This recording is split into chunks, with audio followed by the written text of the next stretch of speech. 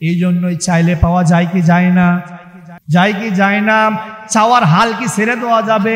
লম্বা মোনাজাত করতে হবে, লম্বা সিজদা করতে হবে, দিল খুলে আল্লাহর কাছে চাইতে হবে, চোখের পানি ছেড়ে দিতে হবে। আপনি আল্লাহর কাছে যা চাইবেন আল্লাহ আপনাকে তাই দিবে, কিন্তু আল্লাহ ছাড়া কারো কাছে চাওয়া যাবে।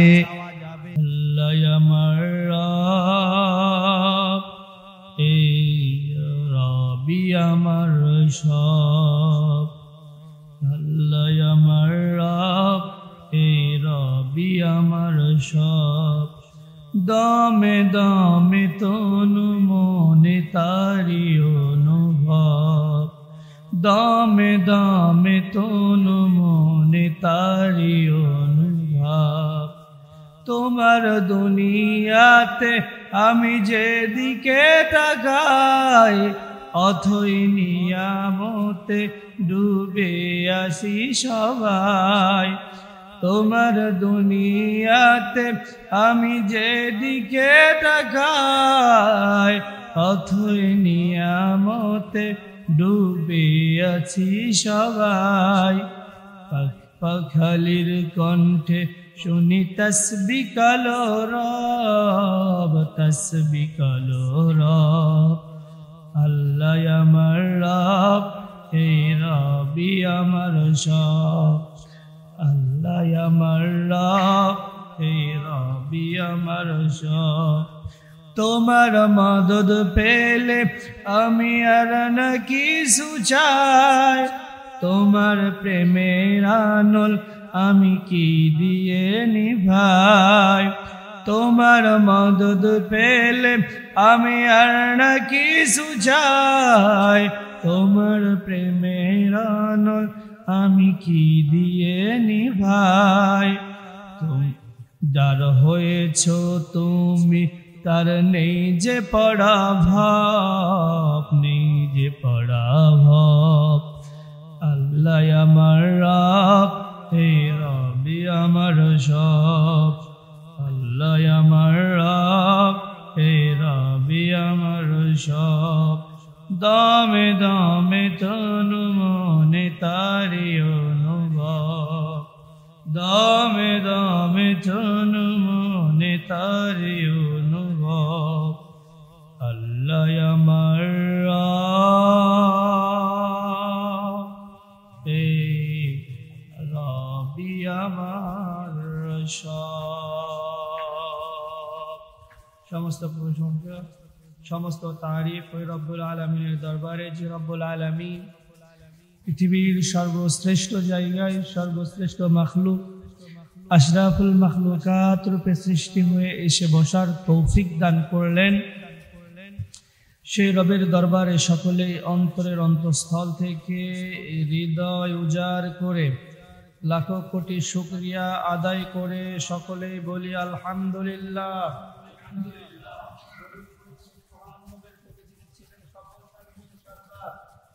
আকে নামদার তাজদার মদিনা আহমদ মুস্তফা মুহাম্মদ মুস্তফা জনাবে মুহাম্মদুর রাসূলুল্লাহ, সকলেই বলি সাল্লাল্লাহু আলাইহি ওয়াসাল্লাম। আল্লাহ রাব্বুল আলামিন আমাদের সবাইকে কেমন রেখেছেন? আলহামদুলিল্লাহ। আমরা বিভিন্ন আলহামদুলিল্লাহ আল্লাহ তার গোলামকে অনেক ভালো রেখেছেন। বিভিন্ন জায়গায় সালাতুল ইস্তেসখারার নামাজ হচ্ছে, দোয়া হচ্ছে, বৃষ্টি হচ্ছে না। আমরা কি খুশি না বেজার? বৃষ্টি হলে খুশি না বেজার? বৃষ্টি না হলে স্যার বলছেন আলহামদুলিল্লাহ। আপনাদের কি সবাই মনে হয় খুশি না? খুশি না? খুশি না? খুশি মন থেকে বলতেছেন না? জমিতে পানি নাই হুজুর, বৃষ্টির জন্য জমিন ফেটে যাচ্ছে, জায়গায় যাওয়া যায় না। কতটা পরিমাণের কষ্ট হুজুর, এই কষ্টটা আপনি বুঝবেন না হুজুর। আসলে বৃষ্টি না হওয়াতে আমরা বিপদে আছি এরকম, কিন্তু সবকিছু আল্লাহর পক্ষ থেকে হয়। আল্লাহর পক্ষ থেকে যেটা ফয়সালা হয় ওইটাতে খুশি হওয়া দরকার আছে না নাই? আছে। এজন্য আমরা যে অবস্থায় থাকবো সে অবস্থায় আল্লাহর দরবারে শুকরিয়া আদায় করব, আল্লাহর দিকে খুশি থাকব। সন্তান দিলেও খুশি থাকবো, সন্তান না হইলেও খুশি থাকবো, বিপদ হইলেও খুশি, না হইলেও খুশি। আমি কিছুদিন আগে আমার অ্যাক্সিডেন্টের ঘটনার সময় বলেছিলাম না, আল্লাহর কাছে শুকরিয়া আদায় সব সময় করি। বিশেষ করে আমার ভিতর আমি কিছু কিছু আমল করার চেষ্টা করি, নিজেকে সবার সামনে বড় করার জন্য না, শিক্ষার জন্য বলতেছি। হয়তো ভালো কোনো পোশাক পরেছি, ভালো কোনো জিনিস কিনেছি, ভেতরে একটা অহংকার চলে আসলো, সাথে সাথে ইস্তেগফার করি। কি করি? আস্তাগফিরুল্লাহ। কারণ আল্লাহ, আমি একটা ভালো কাপড় পরছি, কিন্তু আমার ভিতরে যদি অহংকার চলে আসে, আল্লাহ জীবনে যা আমল করছি সব তো শেষ, যাতে এটা না আসে। হয়তো কথার দ্বারা একটা ভালো কিছু, একটা অহংকার ভাব চলে আসে, এটা করি। আর একটা আমল করি, সেটা হলো আমার বাসায় মাঝে মাঝে কিছুদিন আগে খাইতে বসছি, যাতে খাইতে বসে খাবার শুরু করছি, কারেন্ট চলে গেছে। সবাই বলতেছে ইন্নালিল্লাহ, আব্বাও ছিল পাশে, আমি বলতেছি আলহামদুলিল্লাহ। আমি বলি এটা কি ধরনের দোয়া হলো? বিপদে পড়লে ইন্নালিল্লাহ, তুমি আলহামদুলিল্লাহ বললো। আমি বলছি আলহামদুলিল্লাহ, আল্লাহর পক্ষ থেকে হয়তো এটা আমাদের জন্য মঙ্গল। আমি সব কিছু আলহামদুলিল্লাহ করলাম। এটা সমস্যা আছে?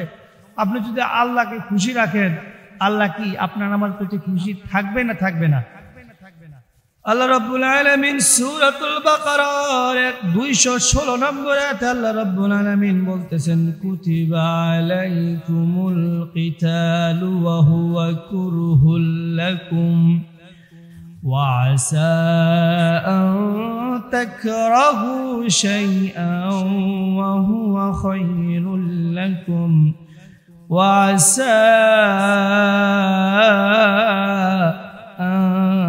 تحبوا شيئا وهو شر لكم والله يعلم وأنتم لا تعلمون।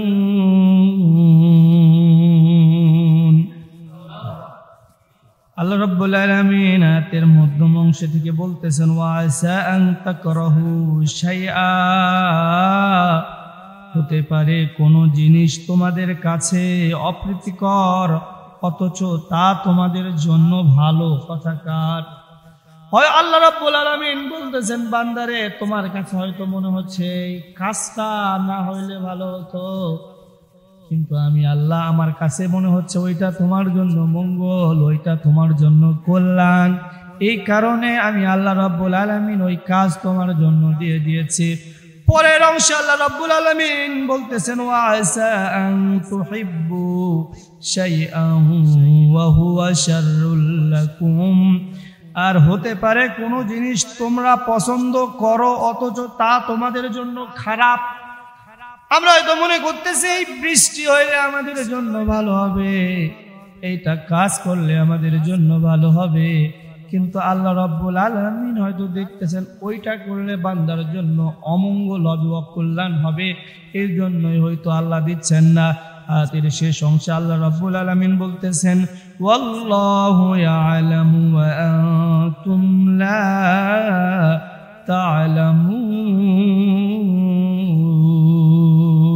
তা'লামুন। আল্লাহ রাব্বুল আলামিন শেষ অংশে বলতেছেন, আল্লাহু ইয়ালামু ওয়া আনতুম লা তা'লামুন, আল্লাহ জানেন, আল্লাহ যা জানেন বান্দা তোমরা তা জানো না। সবকিছু যিনি করতে পারেন তিনি কে? আল্লাহ। আল্লাহ যেহেতু আমাদের দোয়া কবুল করতেছে না, আমরা আল্লাহ রাব্বুল আলামিনকে ডাকতেছি, আল্লাহ আমাদের ডাকে সাড়া দিচ্ছেন না, আমরা তাহলে ডাকবো না ডাকা ছেড়ে দিব? তিনজন ডাকবেন, আর বাকি লোক ডাকবেন না? এরকম ভাবে বলা হচ্ছে, আল্লাহ নবীর মাধ্যমে বলে দিয়েছেন, আল্লাহ রাব্বুল আলামিন তার নবীর মাধ্যমে বলে দিচ্ছেন। আল্লাহ قال الله تعالى উদুনি আস্তাজিব লাকুম। আল্লাহ রাব্বুল আলামিন বলেন, قال الله تعالى উদুনি আস্তাজিব লাকুম, বান্দারে তোমাদের যা দরকার আমি আল্লাহ আমার কাছে চাও। ও বান্দারা, তোমাদের যা দরকার আমি আল্লাহ তোমাদের দিয়ে দিব। এখন আপনারা হয়তো হুজুর বলবেন, হুজুর বগুড়ায় বিভিন্ন জায়গায় আমরা ইস্তেগফার নামাজ পড়লাম, বৃষ্টি তো নাই, তাহলে আল্লাহকে ডেকে কি লাভ হলো? লাভ আছে না নাই? একটু ক্লিয়ার করে বলে দেই। আমার খুব প্রিয় একজন মানুষ, দেশের বড় একজন স্কলার বলা যাবেন, অনেক মাওলানা মুফতি আল্লাহওয়ালা মানুষ, ঢাকায় যাবে একটা প্রোগ্রামের উদ্দেশ্যে। কিসের উদ্দেশ্যে? একটা মাহফিলের উদ্দেশ্যে ঢাকায় যাবে, লাইনের গাড়িতে যাবে, 12 একটা এসি বাসের টিকিট কাটছে। কি কাটছে? একটা এসি বাসের টিকিট কেটেছে। এসি বাসের টিকিট কাটার পর সময় দেওয়া হয়েছে, আপনার 10টার সময় আপনার গাড়ি, সকাল 10টায় আপনার গাড়ি। এই সময় আপনি যদি যান, অমুক সময়ের ভিতর আপনি ওই জায়গায় পৌঁছাতে পারবেন। পৌঁছাইলে আপনার প্রোগ্রামটা ওখানে রেস্ট করবেন, প্রোগ্রামটা সুন্দরভাবে হয়ে যাবে। ঘটনাক্রমে হুজুর এরকম ভাবে বাসায় থেকে রওনা করেছে। যাইতে যাইতে যাইতে যাইতে একটা জ্যামের ভিতর পড়ে গিয়েছে। মাঝে মাঝে জ্যাম হয় না, বড় গোলায় যাবেন, জ্যাম আছে না নাই? সাত মাথায় জ্যাম আছে না নাই? শহরের বিশেষ কিছু জায়গা রয়েছে, এই জায়গাগুলোতে সব সময়, অধিকাংশ সময় জ্যাম থাকে কি থাকে না। ঘটনাক্রমে হুজুর এরকম ভাবে টিকিট কাটলো। টিকিট কাটার পর জ্যামে আটকে পড়ে গেছে, 10 মিনিট লেট। কয় মিনিট লেট? 10 minute late. ওই দিকে টিকিট কেটেছে, টাকা মার। মাঝে হুজুর এরকম চিন্তা করতেছে, আল্লাহ তোমার দুনিয়ায় তোমার বান্দাদের দাওয়াত দেওয়ার উদ্দেশ্যে, দ্বীনি দাওয়াতের উদ্দেশ্যে যাচ্ছি। আল্লাহ গো, এটা জ্যামের ভিতরে পড়ে গিয়েছি, জ্যামটা ক্লিয়ার করে দাও, না হয় 10 মিনিট গাড়িটা আটকায় দাও, একটা গাড়ির চাকা নষ্ট করে দাও, একটা ইঞ্জিন নষ্ট করে দাও, যে কোনো কারণে 10 মিনিট গাড়িটা লেট করে দাও। ঘটনাক্রমে 10 মিনিট লেট করে আসলো, দেখে 10 মিনিট আগে গাড়ি ছেড়ে চলে গিয়েছে। আলহামদুলিল্লাহ বলি। হুজুর গাড়ি ছেড়ে চলে গেল, গাড়ির টিকিটের টাকাও লস। আলহামদুলিল্লাহ বলতেছেন, একটু পরে আসি। হুজুর এরকম পরের সিরিয়ালের যে গাড়িটা ছিল, ওই গাড়ির আবারও পুনরায় টিকিট করলো। টিকিট কাটার পর গাড়ির সিটে এরকম মাথাটা দিয়ে দিল, আর মনে মনে আল্লাহকে দোষারোপ করতেছে। আল্লাহর সঙ্গে এরকম একটা মান অভিমান চলতেছে, আল্লাহ কি দোষ করেছি, কি পাপ করেছি? তোমার কাছে তো মাত্র 10টা মিনিট আমি সময় চেয়েছিলাম, এই 10টা মিনিট পর যদি গাড়িটা চলে যায় তো কি এত বড় ক্ষতি হতো? আমার টাকা লস হয়ে গেল।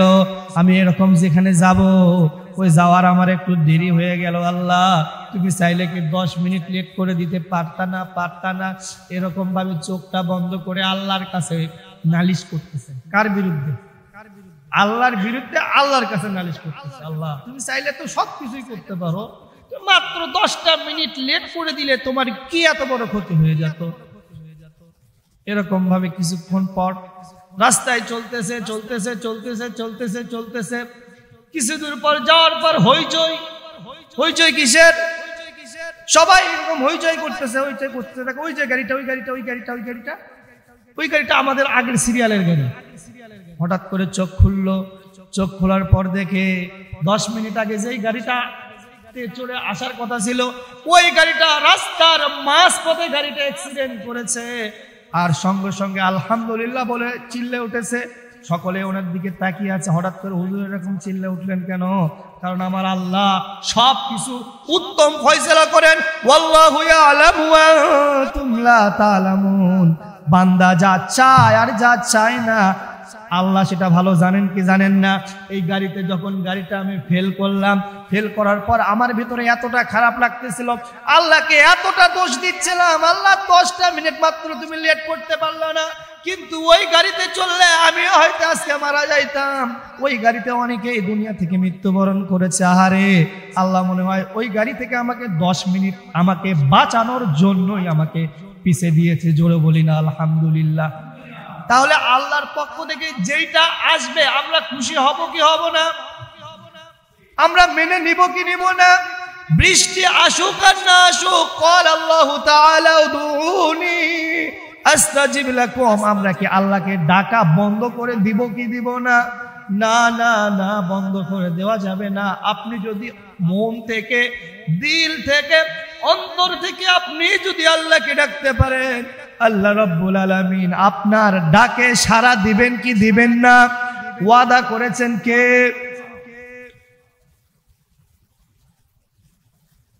কসাসুস তাওয়াবিন নামের আরাবিয়ান একটা মহিলার ঘটনা মনে পড়ে গেল।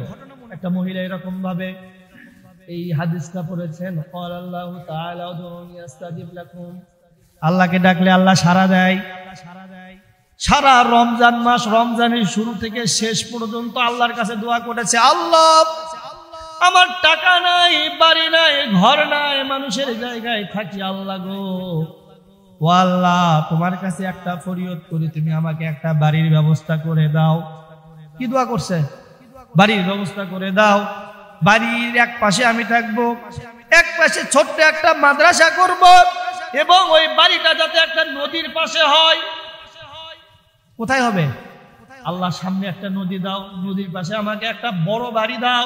বাড়ির এক পাশে আমি থাকবো, আর এক পাশে মাদ্রাসা থাকবে।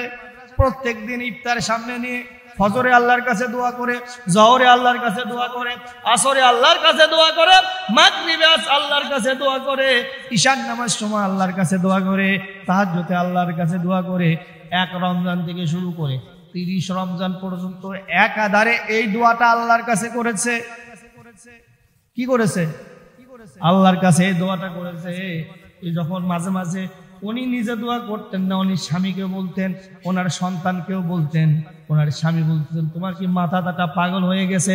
তোমার টাকা নাই, জায়গা নাই, বাড়ি নাই, তুমি আল্লাহর কাছে বাড়ি চাও, আবার মাদ্রাসা চাও, বাড়ি মাদ্রাসা চাইলা আবার নদীর ধারে মাদ্রাসা চাও। তোমার কি মাথার সিট খারাপ? আমার কি আল্লাহ সেই টাকা দিয়েছে? আমার কি আল্লাহ সেই সামর্থ্য দিয়েছে? ওই মহিলাটা ছিল আল্লাহওয়ালা। আল্লাহ ওই মহিলা ওনার স্বামীকে বলতেছেন, আল্লাহ দেয়নি কেন? আল্লাহ দিবে না কেন? আল্লাহর কাছে চাবই, যেইভাবে হোক আল্লাহর কাছ থেকে ওইটা না নেওয়া পর্যন্ত আমি হাল ছাড়বো না। জোরে বলি আল্লাহু আকবার। ওই মহিলা এরকম ইয়াকিন ছিল। আমরা তো দোয়া করি, আমার নিজের উপরই আমাদের নিজের আস্থা নাই। এই জন্য দোয়া যখন করতে হবে, দোয়ার উপরে নিজের বিশ্বাস থাকা দরকার আছে না নাই? ইয়াকিন থাকতে হবে, আপনার উপর বিশ্বাস থাকতে হবে। কেননা আপনি যদি মন থেকে আল্লাহর কাছে কিছু চান, আল্লাহ আপনার ওই হাত কখনো ফিরাইয়া দিবেন না। আপনি দোয়া করেছেন, আল্লাহ দোয়া কবুল করেছে, হয়তো দুনিয়ায় পাবেন, না হলে আপনার কর্মের ভিতরে পাবেন, না হলে পরকালে পাবেন। তার মানে কি?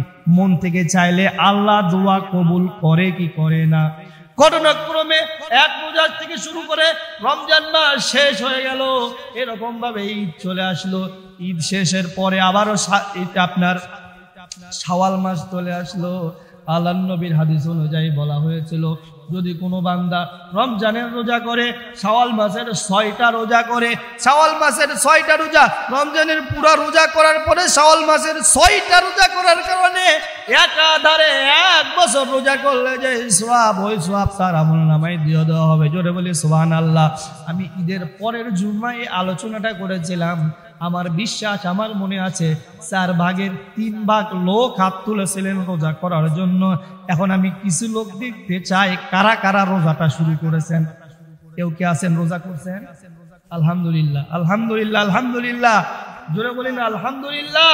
যারা পারেননি করবেন তো ইনশাআল্লাহ, ইনশাআল্লাহ। আমি গতবার যেখানে ছিলাম, গতবারের আলোচনাটা এত বিক্ষিপ্ত ভাবে করিনি। গতবারে আমি 6টা রোজা করার নিয়ত করেছিলাম, 2টা করেছি, বাকিগুলো এলোমেলো অবস্থার কারণে হয়নি।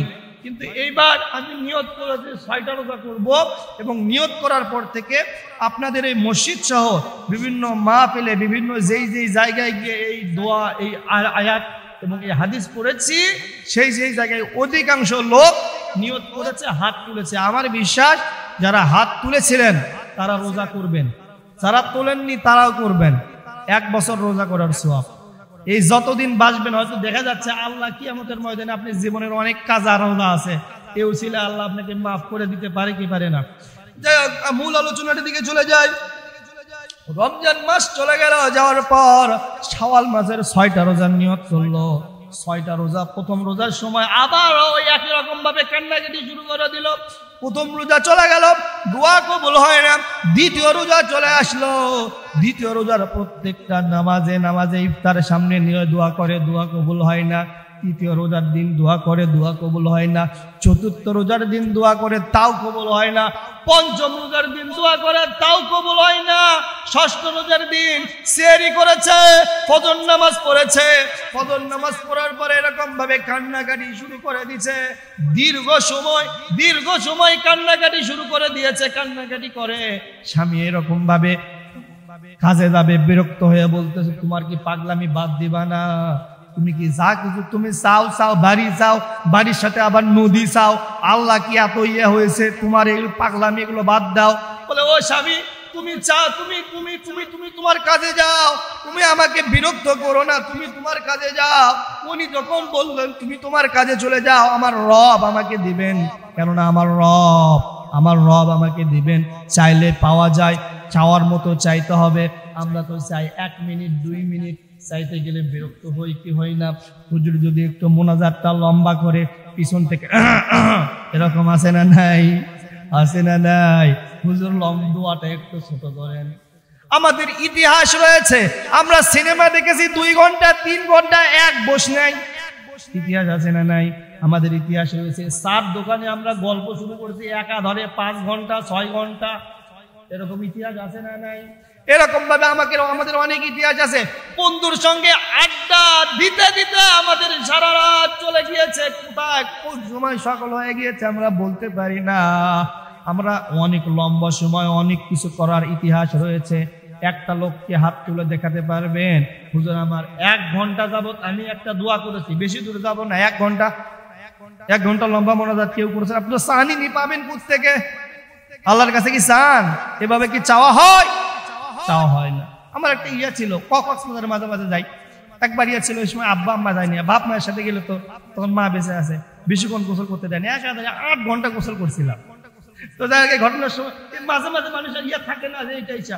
তো দোয়ার যে বিষয়টা বলতেছিলাম, আমাদের এরকম একটা লম্বা সময়, যা আল্লাহ ওটা আমাকে দিতেই হবে, তোমার দিবা না কেন? আল্লাহ আমি তোমার বান্দা, আমি তোমার গোলাম, আমি দুনিয়ার কারো কাছে চাই না, ও আল্লাহ আমি তো তোমার কাছেই চাই, তুমি না দিলে আমাদের কোনো যাওয়ার জায়গা নাই। এরকম কি কোনো সময় মনে করেছেন জহর থেকে আসর পর্যন্ত, ফজর থেকে জহর পর্যন্ত, আসর থেকে মাগরিব পর্যন্ত, মাগরিব থেকে ঈশা পর্যন্ত কোনো সময় কি আল্লাহর কাছে চেয়েছেন? এই সমস্ত মানুষগুলো, বিশেষ করে আজকে শুক্রবার, আজকে জুমার দিন মহাস্থানে যান, ওখানে লেখা আছে মাজারে সিজদা করা হারাম, মাজারে সিজদা করা নিষেধ, আদেশক্রমিক কর্তৃপক্ষ। ওখানে কি সিজদা হয় কি হয় না? ওখানে যাওয়ার পরে যে হারে কান্নাকাটি করে, বাবার পায়ের পাশে পড়ে, এরকম আমি কোনো ওলি আল্লাহর সম্মানের বিরুদ্ধে বলতেছি না, যেরকম ভাবে কান্নাকাটি করে, ওই কান্নাকাটিটা যদি ওখানে না করে আল্লাহর কাছে সিজদায় পড়ে কান্নাকাটি করে, তাহলে ওনাদের দোয়া কবুল হওয়া সম্ভব আছে না নাই? ওই জায়গায় সিজদা করার কারণে জীবনের সব আমল তো শেষ। যে বিষয়টা বলতেছিলাম, 6তম দিনে এরকম ভাবে ফজরের পর কান্নাকাটি, স্বামী বিরক্ত হয়ে বলতেছে কপাল তুলো, কান্নাকাটি বাদ দাও, তোমার সংসারের দিকে মনোযোগ দাও। বললো স্বামী গো, তুমি তোমার কাজে যাও, তুমি আমাকে ডিস্টার্ব করো না। সন্তানদের বলল বাবা তোমরাও আসো আমার সঙ্গে, আল্লাহর কাছে হাত তোলো, কেননা আল্লাহর কাছে চাইলে পাওয়া যায়। এরকম ভাবে স্বামী বিরক্ত হয়ে এক প্রকারে বাড়ির থেকে চলে গেল। রমজান মাস চলে গেল, এইরকম শাওয়াল মাসের 6টা রোজা, শেষ রোজাও চলে যাচ্ছে, তারপরেও দোয়া কবুল হচ্ছে না। এইটা সারা পাগলামি সারা আর কিছু কিনা বলেন? আপনার টাকা পয়সা কিচ্ছু নাই, আল্লাহর কাছে যাচ্ছেন, আল্লাহ একটা বাড়ি দাও, একটা নদীর পাশে বাড়ি দাও, বিশাল বাড়ি, এক পাশে মাদ্রাসা, এক পাশে আমি থাকবো। এগুলো পাগলামি স্যার আর কিছু কি? পাগলামি কি আল্লাহর সাথে করা যায় কি যায় না? আল্লাহর সাথে পাগলামি করা যায় কি যায় না? গভীর মনোযোগ দিয়ে কথাগুলো শুনবেন। আল্লাহর কাছে চাইলে পাওয়া যায় কি যায় না, এইটা শুধু জাস্ট বোঝানোর চেষ্টা করতেছি। এইরকম ভাবে যখন একাধারে কান্নাকাটি করতেছে, স্বামী বিরক্ত হয়ে বাড়ি থেকে চলে গেল। বাড়ি থেকে চলে যাওয়ার পর স্বামী এরকম জহরের পর নামাজ পড়েছে, নামাজ পড়ার পর ইমাম সাহেব চলে গিয়েছে, সুন্নত পড়ার পর নফল নামাজ পড়েছে, নফল নামাজ পড়ার পর স্বামী এরকম আল্লাহর কাছে হাউমাউ করে কান্নাকাটি শুরু করে দিয়েছে। আল্লাহ গো, আমার প্রিয় তোমার স্ত্রী অত পাগলের মতো হয়ে গিয়েছে, তোমার কাছে চাইলে তুমি নাকি দাও, তোমার কাছে চাইলে তোমার কাছে নাকি তোমার কাছ থেকে ওইটা পাওয়া যায়। আল্লাহ গো, তুমি আমার স্ত্রীর, প্রিয়তমা স্ত্রীর চাওয়া পাওয়াটা একটু কবুল করো। এরকম ভাবে স্বামী কান্নাকাটি করে, ওখানে স্ত্রী কান্নাকাটি করে, এখানে মসজিদে স্বামী কান্নাকাটি করে। স্বামী যখন এরকম ভাবে জহরের নামাজ পড় মসজিদ থেকে বাইর হয়ে আসে, বাইর হওয়ার পর দেখে একটা লোক, প্যান্ট শার্ট কোট পরা একটা লোক বিশাল একটা গাড়ি নিয়ে দাঁড়িয়ে আছে। নামাজ পড়ার পর যখন ওই লোকটা বাড়িতে, ওই মসজিদ থেকে বাইর হয়েছে, লম্বা একটা সালাম, আসসালামু আলাইকুম ওয়া রাহমাতুল্লাহ। ওয়ালাইকুম আসসালাম, আপনাকে ঠিক চিনলাম না, আমাকে চিনবেন না, ওই সামনে বিশাল বাড়িটা দেখছেন, ওই বাড়িটা আমার। আলহামদুলিল্লাহ। তো আমার কাছে কি বলতেছেন? ওই বাড়িটার অর্ধেক আপনার নামে লিখে দিতে চাই। সুবহানাল্লাহ বলবেন না? ওই বাড়িটার অর্ধেক আপনার নামে লিখে দিতে চান। ওই লোকটা বলল আপনি কি পাগল? আমি হলো গরিব মানুষ, আমি বাড়ি ভালোবাসায় ভাড়া দিয়ে থাকবো এরকম সামর্থ্য আমার নাই। আর আপনি অত বড় বাড়ি, অত বড় অট্টালিকা আপনি আমার নামে লিখে দিতে যাচ্ছেন। মাথা কি আপনার পাগল হচ্ছে না? আমি স্বপ্ন দেখতেছি, আমি কি স্বপ্ন দেখতেছি না? আপনার মাথা পাগল? ওই লোকটা বলতেছেন, আমি যখন মসজিদে আসলাম, মসজিদে আসার পর নামাজ পড়লাম, নামাজ পড়ার পর সবাই চলে গেল, কিন্তু আপনি যেভাবে আল্লাহর কাছে কান্নাকাটি করতেছিলেন, আমার কাছে মনে হয়েছে আপনি আল্লাহর কাছে যেহেতু চান, দুনিয়ার লোভ আপনার ভিতর নাই, আপনি অবশ্যই একজন ভালো মানুষ। আর আমার এত বড় বিশাল বাড়ি দেখতেছেন, দেশে আমার থাকার সময় নাই, আমি বেশিরভাগ সময় বাইরেই থাকি। আমার বাসায় বৃদ্ধ বাবা মা রয়েছে, আজ পর্যন্ত যাদেরকে এই দায়িত্ব দিয়েছি অধিকাংশ লোক আমাদেরকে ঠকিয়েছে। আমার কাছে মনে হয়েছে আপনি একজন ভালো একজন মানুষ, অর্ধেক বাড়ি আমি আপনার নামে লিখে দিব, 1 পয়সা দিতে হবে না, আপনারা শুধু আমার বাবা মার একটু দেখাশোনা করবেন। জোরে বলি সুবহানাল্লাহ, জোরে বলি না আলহামদুলিল্লাহ। আল্লাহ কি দেন না? দেন না, আল্লাহ কিন্তু দেন। ওই লোকটা বলতেছেন, আপনি একটু দাঁড়ান, একটু দাঁড়ান, আমার একটু বাসায় যাইতে হবে। বাসায় একটা দৌড় দিয়েছে, স্ত্রীর কাছে গিয়েছে, স্ত্রীর কাছে গিয়ে বলতেছে, প্রিয়তমা স্ত্রী, তুমি তোমার কপাল উঠাও, তোমার আল্লাহ তোমার দোয়া কবুল করেছে। তাই নাকি? হ্যাঁ। আপনি কি আর কি করতেছেন? না না না, আমি আর কি করতেছি না, আল্লাহ তোমার দোয়া কবুল করেছে, তুমি তোমার কপালটা উঠাও।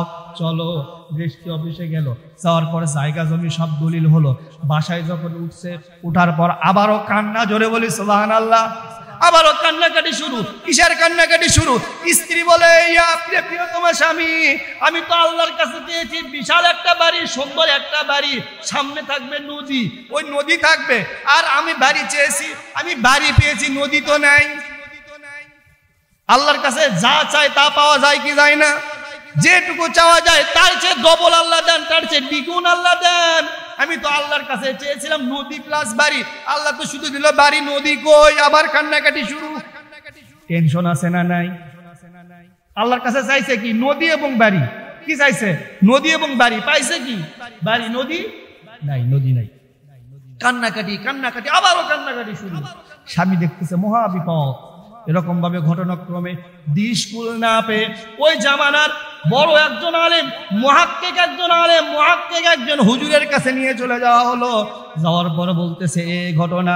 হুজুর সব কথা শুনলেন, শোনার পর বলতেছেন, হে প্রিয় বোন, আপনার কাহিনী কি একটু খুলে বলেন।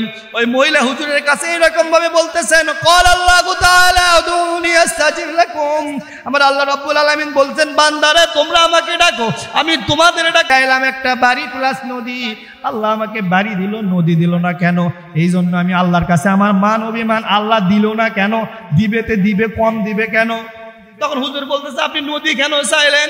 তখন বলতেছে, আমি নদী চেয়েছি এই জন্য, অনেক সময় কারেন্ট থাকে না, এরকম ভাবে থাকে না। আমার মাদ্রাসার ছাত্র যারা হবে তারা নদীতে ওযু করবে, গোসল করবে, তারপরে মাদ্রাসায় এসে লেখাপড়া করবে, আমি সেই জন্যই নদী চেয়েছি। আর হুজুর তখন বলতেছেন, হে প্রিয় বোন, আপনার দোয়া আল্লাহ কবুল করেছে, আপনি যা চেয়েছেন তার থেকে বেশি আপনাকে দিয়েছে। জোরে বলি সুবহানাল্লাহ। এখন আপনার হুজুর বেশি কেমনে হলো? বেশি এই জন্যই, সামনে আছে মসজিদ। কি মসজিদ? মসজিদে যদি কোনো বান্দা উযু করে 5 ওয়াক্ত নামাজ পড়ে, নামাজ পড়লে শুধু শরীরটা পরিষ্কার হয় না, তার আত্মা পর্যন্ত পরিষ্কার হয়ে যায়। হে প্রিয় বোন, আপনি চেয়েছেন শুধু শরীর পরিষ্কার করার জন্য নদী, আল্লাহ আপনাকে মসজিদ দিয়েছে। মসজিদ থেকে ওযু করে যদি কোনো বান্দা নামাজ পড়ে বাইর হয়ে যায়, শুধু তার শরীর পবিত্র হবে না, তার আত্মা দেহ সব পবিত্র হয়ে সে দুনিয়ায় চলে আসবে। আবার করে বলি সুবহানাল্লাহ। তখন ওই মহিলাটা কান্না থামায় আর বলে, হ্যাঁ, আল্লাহর কাছে চাইলে পাওয়া যায়। এটা বাস্তব ঘটনা, সৌদি আরবের একটা ঘটনা বললাম। এই জন্যই চাইলে পাওয়া যায় কি যায় না? যায় কি যায় না? চাওয়ার হাল কি ছেড়ে দেওয়া যাবে? লম্বা মোনাজাত করতে হবে, লম্বা সিজদা করতে হবে, দিল খুলে আল্লাহর কাছে চাইতে হবে, চোখের পানি ছেড়ে দিতে হবে। আপনি আল্লাহর কাছে যা চাইবেন আল্লাহ আপনাকে তাই দিবে, কিন্তু আল্লাহ ছাড়া কারো কাছে চাওয়া যাবে? কারো চাওয়া যাবে? আমরা কি চাবো? কখনো চাবো না।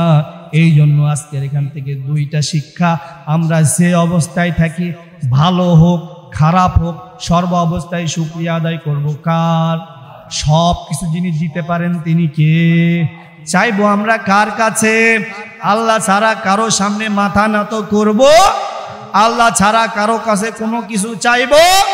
এই জন্য বিশেষ করে এটা ছিল আজকে আমাদের আলোচনার মূল বিষয়, আয়াত এবং হাদিসের যেটুকু আলোচনা করলাম। আল্লাহ রাব্বুল আলামিন আমাদের সবাইকে বুঝে মেনে আমল করার তৌফিক দান করুন। জোরে বলি আল্লাহুম্মা আমিন।